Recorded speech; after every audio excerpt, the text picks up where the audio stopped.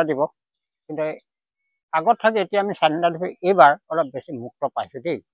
মুক্ত পাইছোঁ যেনি তেনি ঘূৰি পাই ৰাইজে নিমন্ত্ৰণো কৰিছে যাব পৰা হৈছোঁ এটা সময়ত আমি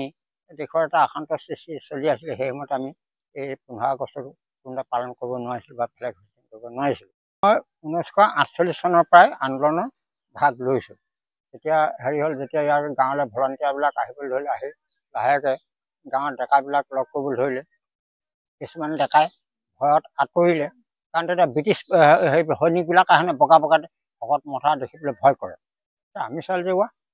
এইটো কথা হ'ব নহয় তহঁতে বিদেশৰ পৰা আহিছোঁ আৰু আমি নিজৰ এখন দেশৰ মানুহ এই নিজৰ দেশৰ মানুহে আকৌ লোকলৈ ভয় কৰিলে কেনেকৈ হ'ব এইটো কথা নহয় এই গতিকে তেতিয়া আমি এইটো তেতিয়া ছাত্ৰ ইউনিয়ন বুলি কয় তেতিয়া ছাত্ৰ সন্থা হয় তেতিয়া ছাত্ৰখিনি বহি আমি আলোচনা কৰিলোঁ তেতিয়া হেৰি হ'ল খগেন বৰবৰুৱা টংকেশ তেওঁলোকে ক'লে যে তোমালোকৰ স্বাধীনতা আন্দোলনত একমত নে দ্বিমত বোলে আমি একমত তেতিয়াহ'লে তোমালোকে কি কৰিব যেতিয়া আমি ক্লাছ বৰ্জন কৰিম আৰু ক্লাছ বৰ্জন কৰি কি কৰিবা তাৰপিছত আমি যিবিলাক ৰাগিয়াল বস্তু সেইবিলাক বন্ধ কৰিম কি বন্ধ কৰিব কোৱাচোন আমি শুনি পাওঁ তোমালোকে কি প্লেন হাতত লৈছা আমি প্ৰথম বন্ধ কৰিম কানি মহল তাৰ দ্বিতীয়ত বন্ধ কৰিম এই হেৰি মদৰ মহলখন কাৰণ মদৰ মহলটোৱে মানুহবিলাক উত্তেজিত কৰে গতিকে মদৰ মহলখন আমি বন্ধ কৰিম তাৰপিছত এইটো হৈ তেতিয়া এটা হেৰি মদ নিবাৰণী সন্থা এটা ওলাইছিলে সেইবিলাকৰ কালৰ গ্ৰহত জাহ গ'ল আমি তেতিয়া এই কানি মহলবিলাক এইখন চুকীয়া হৈছে কানি মহলখন জুই লগাই দিয়া পৰিলে তেতিয়া আৰু এই নামটি হাইস্কুলৰ ছাত্ৰসভাৰ ওপৰত ক'লে কৃষ্ণ দৃষ্টি হ'ল চৰকাৰে তেতিয়া আমগুৰি থানাক দায়িত্ব দি দিলে যে নামটি হাইস্কুলৰ ছাত্ৰখিনি ৰাজনীতিত সিহঁতে জড়িত হৈছে গতিকে ইহঁতক কৃষ্ণ দৃষ্টিয়ে চাবা ক'ত কেনি যায় আৰু ইহঁতি যতটো সম্ভৱ এই RCPI দলত ইহঁতৰ ঐক্যবদ্ধতা আছে আৰু সিহঁতি এই RCPI দলটোকে ইহঁতি সমৰ্থন কৰিছে গতিকে জাগৰ ঢুলীয়া বিষ্ণু ৰাভা হৰেণ কলিতা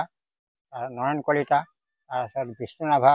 তাৰপিছত এইফালে এইজন হেৰি আছিলে এই দীপক ৰাভা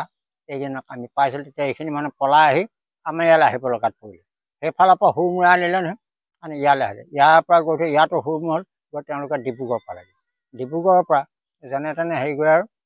তেওঁলোকে স্লাণ্ডাৰ কৰি দিলে কিন্তু মই স্লাণ্ডাৰ কৰিবলৈ সুবিধা নাপালোঁ গতিকে সেই পলাবলৈ যাওঁতে কোৰৰ ল'ৰা পুতাতে মই ধৰা পৰিছোঁ তেতিয়াতো মোৰতো উপায় নাই আৰু মই এতিয়া দুটা হাতীয়াতে মই হাত তুলি দিলোঁ হাত তুলিলে তেতিয়া কৈ আপোনাৰ গ্ৰেপ্তাৰ কৰালৈ মানি 1950ৰ আগভাগত প্ৰায় জুলাই মানতে হৈছে পলাবলৈ যাওঁতে আৰু মুখামুখি হোৱা পৰিলে উপায়টো নাই আৰু তেতিয়া সিহঁতে ৰেড লাইট দিলে দুই পক্ষত ফায়াৰিং হ'ল কিন্তু কাৰো ক্ষতিগ্ৰস্ত কাৰোৱে নহয় সেইমতে স্বয়ং বিষ্ণু ৰাভা তেওঁলোকক বিষ্ণু ৰাভা বৰবৰুৱা জাগৰু ঢুলীয়া ইহঁতক বচাবলৈ যাওঁতে মোৰ অৱস্থা হ'বলৈ পালে এতিয়া জাগৰু ঢুলীয়া বৰবৰুৱা বিষ্ণু ৰাভা তাৰপৰা ৰূপ গগৈ তাৰপিছত এইফালে আছিলে আৰু দীপক ৰাভা এইখিনি আছে মোৰ সিহঁতৰ এই কিলাকতি ওচৰত এইগ'ল জেলত বান্ধি ল'লে এটা জেলত ফেম এটা আছে লোহাৰ 45 ওজন তাত শুৱাই হাত ভৰি বান্ধি লয় লৈ বেজী এক পেটি আনি লয় এটা ৰঙা ঔষধত তিয়াই লয় আঙুলিত ভৰাই দিয়ে সোমাই দি জোকাই দিয়ে এই বেমাৰ আমি হাতীয়াৰ ঘাঁহ পাতাও এই ঘটনা আমাক জোকাই দি আমাক হৈ কৰে যোৰহাট জেলত তাৰপৰা নগাঁও পঠিয়াই দিলে নগাঁৱৰ পৰা কাছাৰ পঠিয়াই দিলে কাছাৰৰ পৰা একেবাৰে গোৱালপাৰাত আৰু দীৰ্ঘদিন থাকি আৰু এপ্ৰিল ঘূৰিলে এই এবছৰ 8 মাহ থাকিলোঁ এপ্ৰিল ঘূৰি আহি মই খালাচ পালোঁ পাই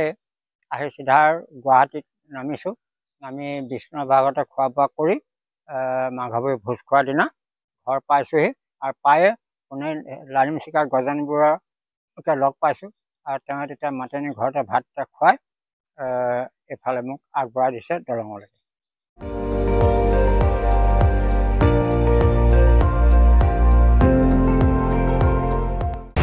আপুনি চাই আছে ND24